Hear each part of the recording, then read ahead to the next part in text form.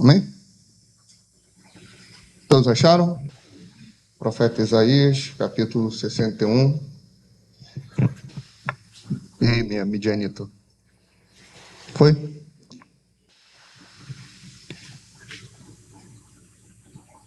Amém? Livro do profeta Isaías, capítulo 61. Primeiro versículo diz assim: O Espírito do Senhor Deus está sobre mim, porque o Senhor me ungiu para pregar boas novas aos quebrantados. Amém? Podem sentar.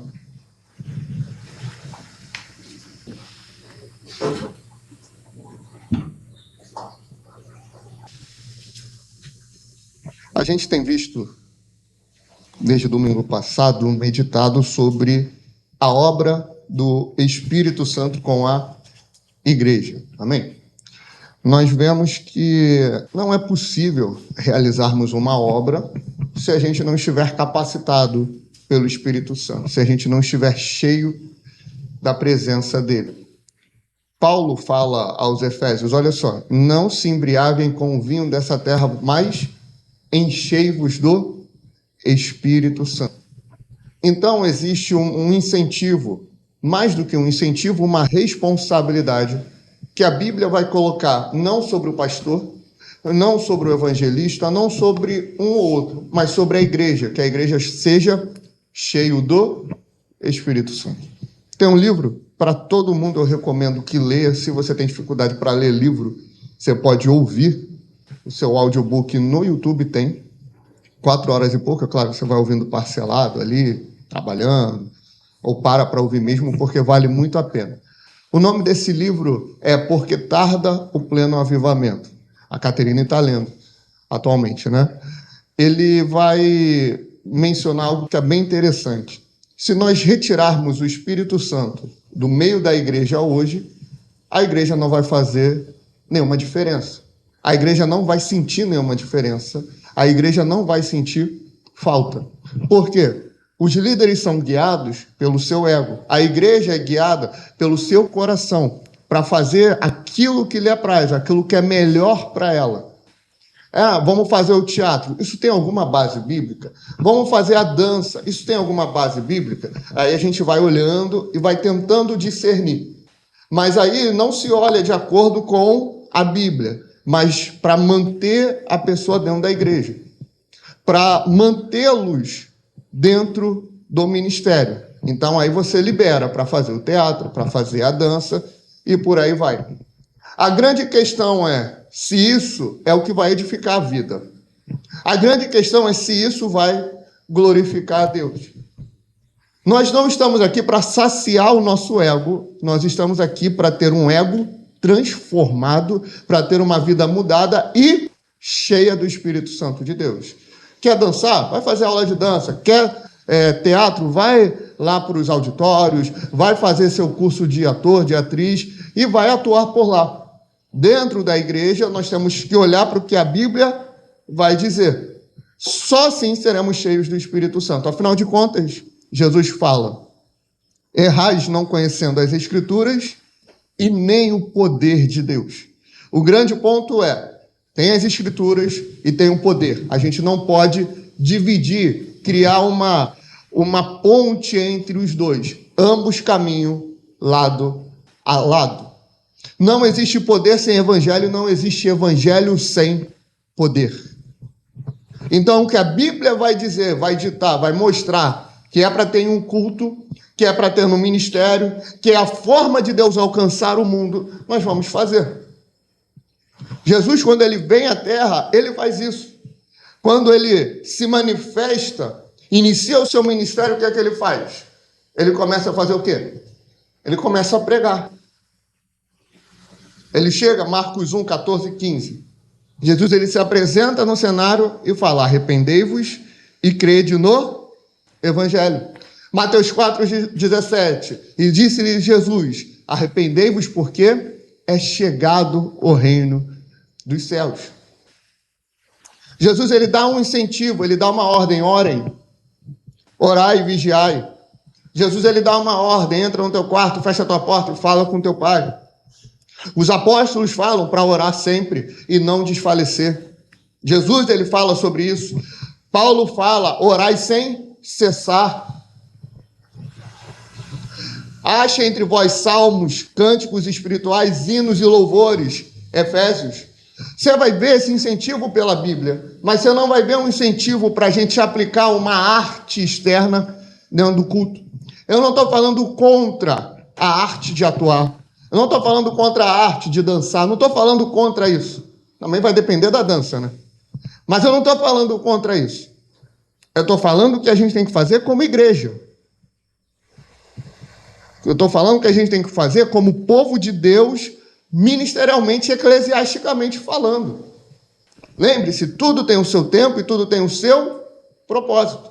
Só que quando Jesus chega no cenário, ele prega. É o carro forte, chefe da igreja. É o ponto principal, é a proclamação, é a pregação. Esse mesmo Jesus, ele vira para os seus discípulos e fala assim, olha só, João 20, 21, como o Pai me enviou, eu vos envio a vós.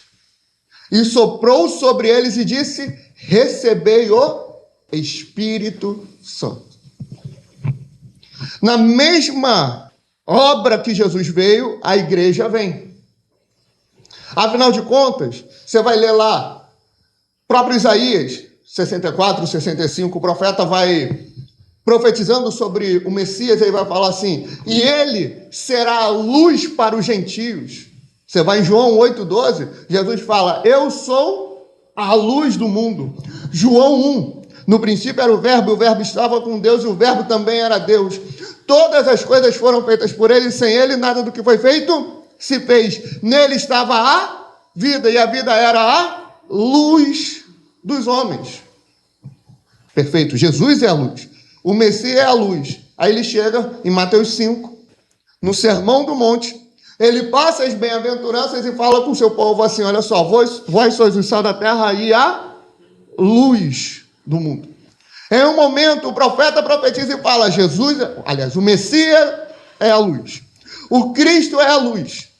O próprio Jesus chega na qualidade de Messias, Filho de Deus, o próprio Deus na terra e fala, eu sou a luz desse mundo. O apóstolo João, escrevendo sobre ele, fala, ele é a luz do mundo. Só que Jesus chega num segundo estágio e fala, o Messias prometido é a luz, eu sou a luz. O apóstolo testemunhou que eu sou a luz, agora eu faço da minha igreja a luz desse mundo. A missão que estava sobre mim, agora está sobre vocês. O que eu carrego, o encargo que eu carrego, a igreja também carrega, porque a igreja é o corpo de Cristo. Andamos em uma só fé, em um só Espírito, sob um só batismo, tendo um só Senhor. Não existe uma possibilidade de uma igreja existir sem unidade, porque a igreja verdadeira, o povo de Deus que anda na verdade, é um só. Não tem preto e branco, homem e mulher, jovem e velho. Não, é uma igreja só. Não tem um calvinista, não tem um arminiano. Não tem o pré e o pós. Não tem. Não tem o direito e o esquerda. Não tem. Tem um povo só, que serve a Deus. Hoje, amanhã e sempre. Recebemos esse encargo, recebemos essa missão para continuar o legado que o próprio Cristo deixou aqui nessa terra. Nesse legado, nós temos um ponto principal, como já falamos, que é a pregação. Barulho. Som. Som.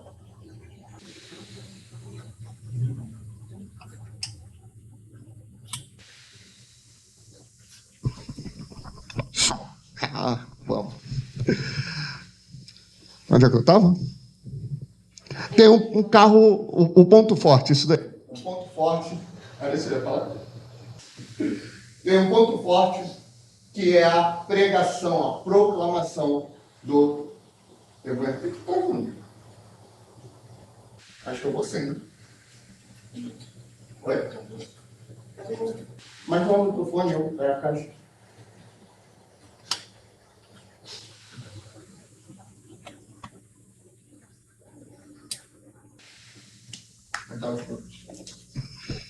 Nesse ponto forte, principal, a gente tem a pregação. Mas a pregação do quê? A proclamação do quê? O anúncio do quê? A pregação... Hoje na luz. Vou tirar o... Bota aqui no seu. Gente, é muito treino.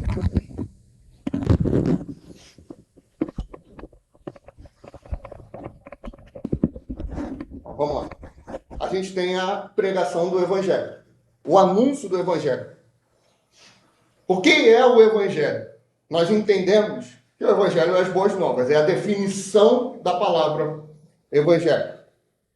As boas novas, ela vem retratar sobre o nascimento, a vida, morte e ressurreição de Jesus Cristo. Não existe os evangelhos, existe o Evangelho. Não é Mateus, Marcos, Lucas e João, são os evangelhos. É o Evangelho segundo escreveu Mateus, o Evangelho segundo escreveu Marcos, o Evangelho segundo escreveu Lucas, o Evangelho segundo escreveu o apóstolo João. O Evangelho é uma verdade só. Só que o Evangelho ele não está retido apenas nos 4 primeiros livros do Novo Testamento. Quando você vai lá em Paulo, Gálatas, capítulo 3, ele está falando assim, olha só, o Evangelho ele foi pregado primeiramente a Abraão. Então o Evangelho ele começa lá atrás. Abraão recebeu o Evangelho. Quando ele recebe o chamado assim, sai da tua terra, sai da tua parentela e vai para onde eu vou te mostrar. Ali já é Evangelho. Lá em Adão já é Evangelho. Como é que é Evangelho? Adão ele peca, Eva peca, ele se afasta da presença de Deus. O Senhor vem e dá a eles uma veste. Pega ali, mata um cordeiro e eles se vestem para não ficar com a sua nudez explícita, para tampar a sua vergonha. O matar o animal já representa a substituição que Adão devia pagar, o animal pagou para encobrir, esconder, trazer a expiação da vergonha da nudez deles. Eles venceram isso pelo sangue daquele animal, pela morte, pela vida daquele animal.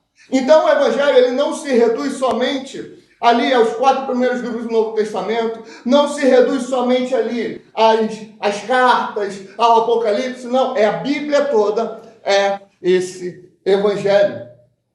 Só que ele vai trazer essa situação que é importante. O Antigo Testamento ele vai apontar para o Messias que viria salvar. O Novo Testamento está apontando para o Messias que veio salvar. Por quê? Evangelho é nascimento, vida, morte e ressurreição de Jesus. O assunto da Bíblia não é o ser humano.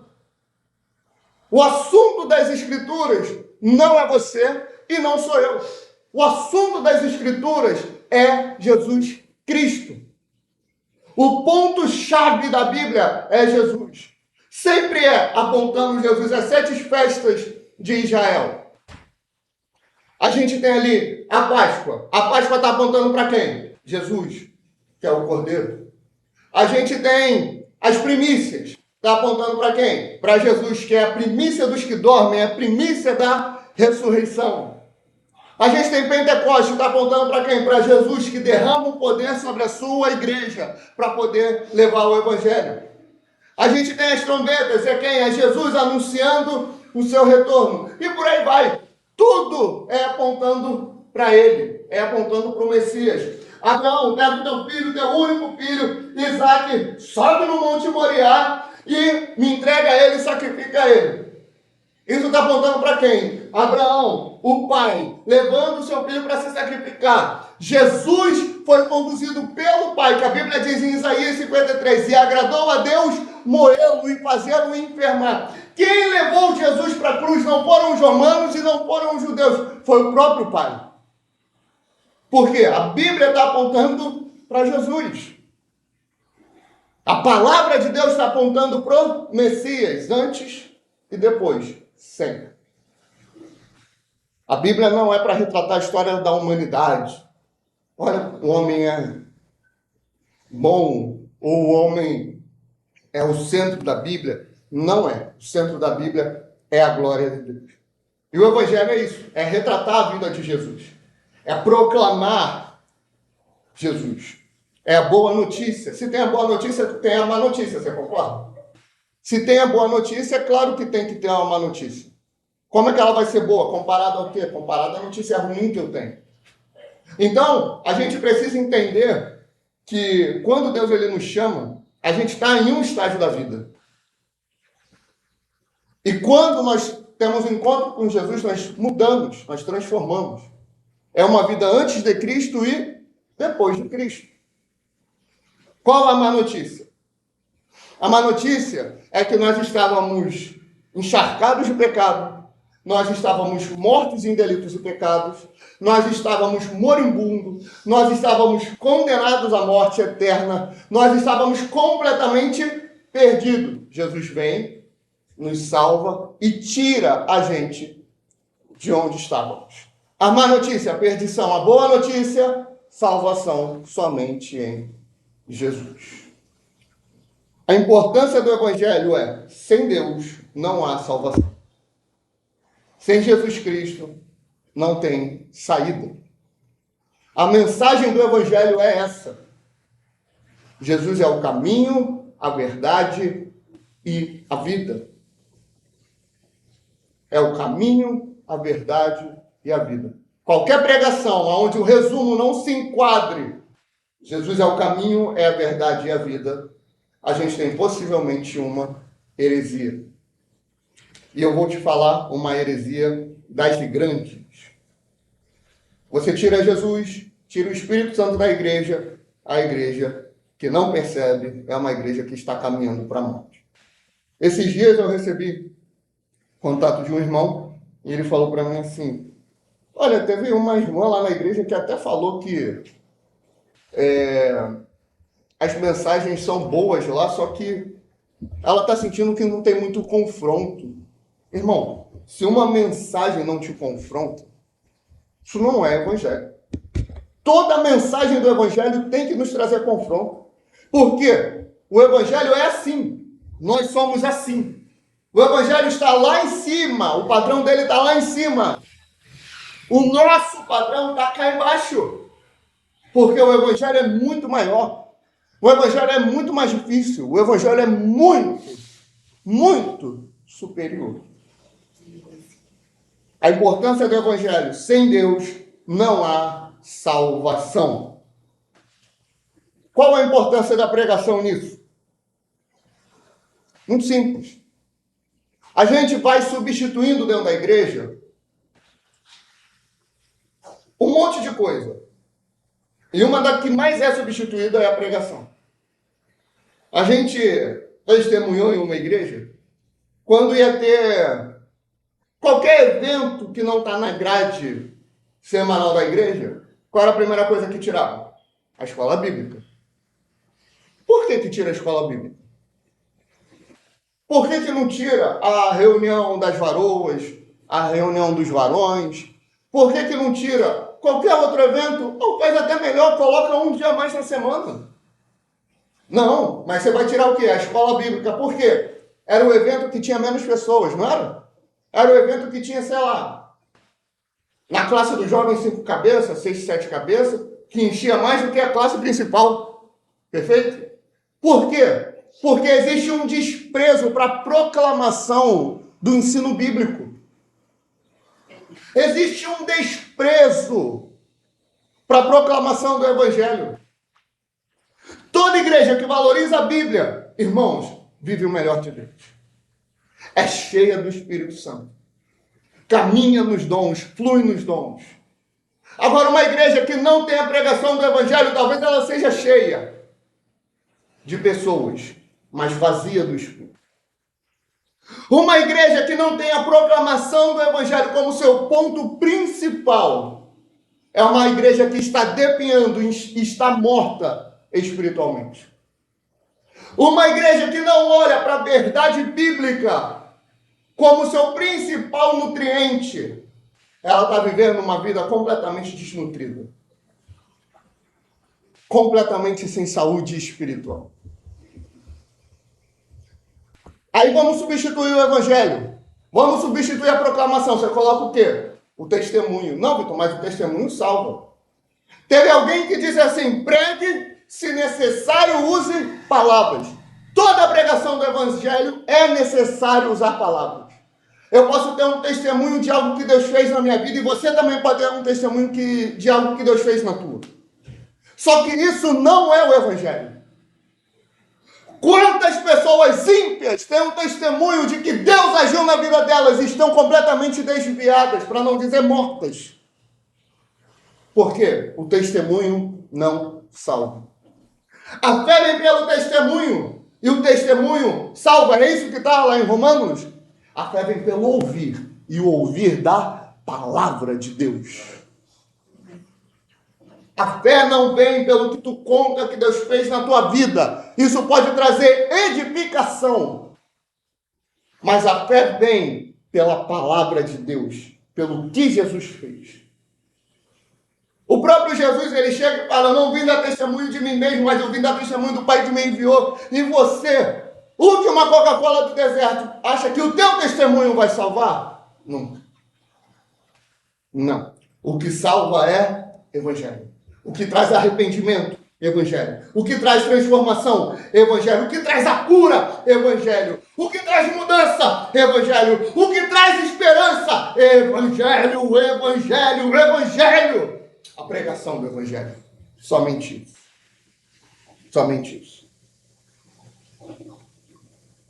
A pregação, ela tem que ser fundamentada no Evangelho, irmãos. No Evangelho. E não no pregador. Você tem que apontar Jesus para as pessoas. Você tem que apontar Jesus para o teu vizinho, para o teu colega de trabalho, para o teu conhecido, para o teu familiar. É Jesus. É somente Ele. Pregar para os mansos. Pregar para os humildes, para os pobres, para os quebrantados. Dependendo da tua versão, dá uma olhada aí. Na parte que a gente leu, Isaías 61. O Espírito do Senhor Deus está sobre mim, porque o Senhor me ungiu para pregar boas novas aos quebrantados. Na minha versão está quebrantado. Na tua pode estar manso, pode estar humilde ou pode estar pobre. Todas estão correlacionadas. O pobre, quando fala do pobre, não está falando da pessoa que tem pouco dinheiro. Porque senão o rico não merece o Evangelho. Na verdade, nem o pobre nem o rico merece. O rico não precisa do Evangelho? Claro que precisa. Só que todos diante de Deus são pobres. Por quê? O pobre fala de uma necessidade que alguém intervenha para você sobreviver. Eu estou falando do pobre. O pobre no hebraico e no grego, que Jesus usa lá em Mateus 5, que Isaías está usando aqui no capítulo 61, é um pobre mendigo. É um pobre que tem necessidades. É a pessoa que está passando ali, está num nível abaixo da pobreza. Precisa que alguém intervenha com uma esmola para poder sobreviver. Espiritualmente, não é eu, não é você, não são alguns, não são muitos, não são a maioria. Todos estamos assim. Todos precisamos que Jesus intervenha na nossa vida e nos traga o Evangelho, a boa nova, uma esperança, uma transformação. O manso é aquele que é dominado, é aquele que é domado por alguém. Ou seja, não é a pessoa calma, zen. A gente tem um exemplo, né? Xandão, tudo para ele, irmão. Certeza que nessa chuva, se ele está na rua fazendo Uber, ele está, depois eu vou mandar esse trecho para ele. Ele está tranquilo. Ele está de boa, não é? Ele está assim, está caindo toró. Caramba, como é que eu vou para casa? Tranquilão, calmo. Eu não estou falando da pessoa que é calma, que é zen. Estou bem, passei na faculdade do Enem, não sei ainda também, não sei o resultado. Não é isso. Ele está falando da pessoa que está sendo domada por alguém. Um leão manso existe. É o leão que é domado, não é o leão que é calmo. É nesse contexto que o termo hebraico e grego vai trazer de mansidão. O humilde é aquele que reconhece que alguém é seu superior. Mas não é no sentido de Filipenses 2,5. De sorte que haja em vós o mesmo sentimento que houve em Cristo Jesus, que sendo na forma de Deus, não teve por usurpação tomar o lugar de Deus. mas considerou-se não sei o quê. Só que antes do versículo 5, ele fala, irmãos, considere o outro superior a si mesmo. Não é nesse sentido. O humilde não apenas considera o outro superior, ele reconhece que Jesus é superior. Não é aquela coisa assim, não, tu é maior do que eu, porque os últimos serão o primeiro. Então a pessoa já está falando que o outro é maior, porque o menor será exaltado. Então a pessoa quer ser exaltada. Não é nesse sentido. É você olhar para Jesus e falar, ele é maior do que eu. O humilde, o manso, o quebrantado, o pobre, isso é a humanidade. O evangelho aos pobres é o evangelho para a humanidade. E o evangelho na sua pureza, o evangelho na sua essência, o evangelho na sua completude. Paulo, quando ele está se despedindo da igreja em Éfeso, ele fala, eu preguei para vocês todo o conselho de Deus. Ele não omitiu uma vírgula. Ah, mas aí a igreja não vai aguentar isso. Ah, mas esse ponto é polêmico. Ah, mas esse assunto aqui, o irmão vai ficar chateado e vai sair da igreja, vão perder o dízimo, vão perder o espaço que a gente está. Não importa. Não negociaremos, não negociamos a pregação do evangelho. É Bíblia, é evangelho, é Jesus. É isso que salva. A unção que o Espírito derrama sobre a igreja para realizar a sua obra tem algumas finalidades, dentre elas, a pregação do Evangelho. Ah, eu estou cheio do Espírito Santo. Como você está cheio? Eu rodei lá no culto. Eu marchei no poder. Eu estava falando língua estranha. Ah, eu estou cheio do Espírito Santo, eu estou todo arrepiado. Eu fui arrebatado até o terceiro céu. Homem e mulher cheio do Espírito Santo, que não prega o Evangelho, está vazio. Está cheio de si mesmo. É necessário pregar o Evangelho. Então, querido, pregue em tempo e fora de tempo. Redarga, corrige, exorte com toda a longanimidade e doutrina. Não te cale diante de ninguém, mas é pregar o Evangelho, não é ofender as pessoas. Se alguém estiver no erro e pecando, e o Espírito te der a graça, a unção e a ousadia, fale para ela.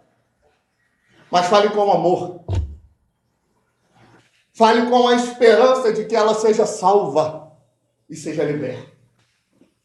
Para mim, para muitos, quando você prega, fala uma verdade para alguém, você está magoando essa pessoa, você não ama. Para mim, quando você omite que a pessoa está cometendo um erro, você está sendo ruim com ela, você está sendo mal, porque ela está no caminho da perdição.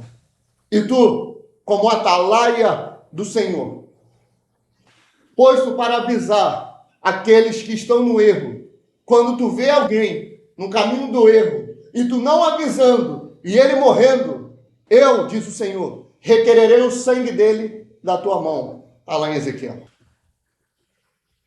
Então, querido, você tem uma responsabilidade, o Evangelho. Você recebeu o Espírito Santo, ele te capacitou para pregar esse Evangelho. Não sei como pregar, traz para cá. Nos leva até lá. Mas não deixe que ninguém que cruzar o teu caminho fique sem o Evangelho. Fique sem a palavra de Deus. Antes, santificai a Cristo como Senhor, em vosso coração, estando sempre preparados para responder a todo aquele que vos pedir razão da esperança que há em vós. 1 Pedro 3,15. Amém, queridos? Pregue o Evangelho, leve essa palavra para todos. Vamos ficar de pé.